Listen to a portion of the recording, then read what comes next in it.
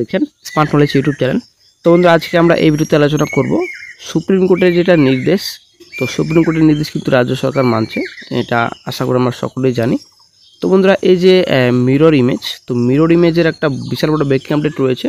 এবং চাকরি কি বহাল থাকবে? যারা যোগ্য চাকরিহারা রয়েছেন তাদের চাকরি কি বহাল থাকবে? তার বিশাল বড় ব্রেকিং আপডেট পাওয়া যাচ্ছে এবং নতুন করে কিন্তু কেস করা হয়েছে। তো এই ভিডিওতে বিস্তারিত সম্পূর্ণ আলোচনা করা হবে। অবশ্যই বন্ধুরা ভিডিওটি সম্পূর্ণ দেখুন, শেষ পর্যন্ত দেখুন। চ্যানেল নতুন দর্শক অবশ্যই চ্যানেলটিকে সাবস্ক্রাইব করবেন, সঙ্গে আলোচনা রাখবেন পর্যন্ত যে কোনো সরকারি বেসরকারি সবার আগে চাকরির খবর আপডেট পাওয়ার জন্য। স্কুল সার্ভিস কমিশনের মামলায় যোগ্যদের চিহ্নিত করে চাকরি বজায় রাখার রাস্তা বের করতে সুপ্রিম কোর্টে একটি মামলা দায়ের হলো। 2016 সালের নিয়োগ প্রক্রিয়ায় স্কুল সার্ভিস কমিশনের মামলায় সুপ্রিম কোর্টের রায়ে চাকরি হারাচ্ছেন 25,752 জন। দুর্নীতির অভিযোগ ওঠার পাশাপাশি যোগ্য অযোগ্য আলাদা করতে না পারার ব্যর্থতার কারণেই সবার চাকরি বাতিল করে দিয়েছে শীর্ষ আদালত। তবে পরীক্ষার ওএমআর সিটের স্ক্যান কপি তথা মিরর ইমেজ প্রকাশ করলেই যোগ্যদের চিহ্নিত করা সম্ভব বলে দাবি করে সর্বোচ্চ আদালতে মামলা করেছেন সুমন বিশ্বাস সহ কয়েকজন। মামলায় সিবিআইকে বিবাদী করা হয়েছে। দায়ের করা মামলায় তাদের দাবি, পশ্চিমবঙ্গ স্কুল সার্ভিস কমিশনের ওএমআর সিটের মিরর কপিকে সিবিআই স্বীকৃতি দিয়েছে। ফলে সেই ওএমআর সিটের মিরর কপি প্রকাশ হলেই যোগ্য শিক্ষকরা চিহ্নিত হয়ে যাবেন। তাই সেই মিরর ইমেজ আদালতের সামনে আনার দাবি করেছেন আবেদনকারীরা। যদিও স্কুল সার্ভিস কমিশন চাকরি হারার মূল মামলায় আদালতে জানিয়েছে তাদের কাছে 2016 সালের নিয়োগ প্রক্রিয়ায় ওএমআর সিটের কোনো কপি, আসল অথবা স্ক্যান তথা মিরর ইমেজ নেই। নিয়োগ সংক্রান্ত বিধি মেনেই প্যানেল প্রকাশের মেয়াদ 1 বছর পার হতেই তা নষ্ট করে দেওয়া হয়েছে। যদিও ঘটনাচক্রে 2 প্রার্থীর আরটিআই তথ্য জানার আইন আবেদনের জবাব স্কুল সার্ভিস কমিশন 2023 সালের 12 অক্টোবর এবং 2024 সালে 18 জানুয়ারি ওএমআর সিটের মিরর কপি দেয়। একই সঙ্গে আদালতে কমিশন এও জানায়, সিবিআইয়ের উদ্ধার করার নথি থেকেই ওই ওএমআর সিটের মিরর কপি তারা জোগাড় করেছে। ফলে এই বিষয়টি নিয়ে জটিলতা আছেই।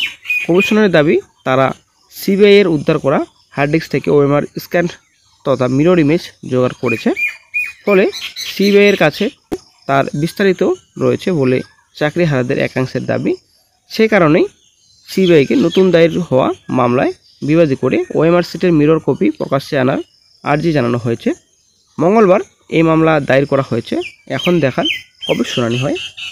তো বন্ধুরা, আশা করি আপনারা বুঝতে পারলেন যে স্কুল সার্ভিস কমিশন কিন্তু আগে থেকেই বলছেন যে স্ক্যান কপি অথবা মিরর কপি কোনো রকম কিন্তু নেই। ঠিক আছে, এটা কিন্তু আগে থেকে কিন্তু বলে আসছেন।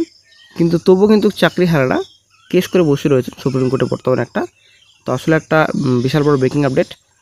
এবার কি তাহলে যোগ্যদের চাকরি থাকবে? যোগ্যদের এবার কি তাহলে চিহ্নিত করা হবে যে নতুন করে মামলা দায়ের করা হয়েছে? তো এটাই কিন্তু এখন দেখার বিষয়। তো নেক্সটে এখন হয়তো কিছুদিনের মধ্যে একটা হিয়ারিং হবে। হিয়ারিং হলে কিন্তু গুরুত্বপূর্ণ একটা আপডেট পাওয়া যাবে। তবে বর্তমানে এখন আশা করে জানেন নোটিফিকেশন কিন্তু প্রকাশিত করে ফেলেছে রাজ্য সরকার, এসএসসি। ঠিক আছে, তো শিক্ষকদের নোটিফিকেশন প্রকাশিত করেছে প্রথমত, এবং 3 থেকে 4 দিনের মধ্যে কিন্তু গ্রুপ সি গ্রুপ ডিদের নোটিফিকেশন প্রকাশিত করবে অফিসার সাইটে। এটা আসলে একটা সুখবর সকল চাকরি প্রার্থীদের জন্য।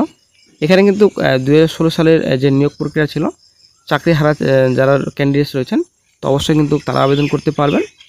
এবং যারা ফ্রেশার ক্যান্ডিডেটস রয়েছেন, ফ্রেশার ক্যান্ডিডেটসরাও কিন্তু আবেদন করতে পারবেন। এখানে কিন্তু বিরাট বড় সুখবর সকল চাকরি প্রার্থীদের জন্য। এখানে কিন্তু 8,000 প্লাস ভ্যাকেন্সি রয়েছে গ্রুপ সি গ্রুপ ডি মিলে। ঠিক আছে, 35,000 প্লাস কিন্তু শিক্ষকদের নোটিফিকেশন প্রকাশিত হয়েছে, ভ্যাকেন্সি 35,000 প্লাস রয়েছে। তো আসলে একটা বিরাট বড় সুখবর। অনেকদিন পর কিন্তু বিজ্ঞপ্তি প্রকাশিত হলো রাজ্যে। তবে ওবিসি ম্যাটার ছিল, অনেকটাই ডিপেন্ড করতে ওবিসি ম্যাটার। তো ওবিসি সংক্রান্ত মামলার জন্য কিন্তু এত নিয়োগ প্রসেস কিন্তু আটকে ছিল। কিন্তু কোন জাদুতে যে এসএসসি 26,000 চাকরি বাতিল, যেটা 2016 সালের রিক্রুটমেন্ট, সেটা পুনরায় এখন পরীক্ষা নেবেন রাজ্য সরকার, সেটাই হচ্ছে মেন একটা পয়েন্ট। বর্তমানে অনেকগুলো রিক্রুটমেন্ট কিন্তু পেন্ডিংয়ে রয়েছে, রেজাল্ট প্রকাশিত হয়নি এবং রিক্রুটমেন্ট এক্সামিনেশন হয়নি, রিক্রুটমেন্ট নোটিফিকেশন প্রকাশিত হয়নি। জানি না কোন জাদুতে এখন 2016 সালের রিক্রুটমেন্ট এক্সামিনেশন নতুন করে হচ্ছে এখন। ঠিক আছে, এটা কিন্তু এখন মেন একটা পয়েন্ট। তবে যাই হোক, নতুন বিজ্ঞপ্তি প্রকাশিত হয়েছে, অ্যাপ্লিকেশন আপনারা অবশ্যই করবেন। নেক্সট দিনের মধ্যেই কিন্তু আবেদন প্রসেস কিন্তু শুরু হয়ে যাবে। তো দেখা যাক কী গুরুত্বপূর্ণ আপডেট নেক্সটে পাওয়া যাবে। অনেক গুরুত্বপূর্ণ আপডেট পাওয়া যাবে, সঙ্গে সঙ্গে চ্যানেল আপডেট দিয়ে দেওয়া হবে।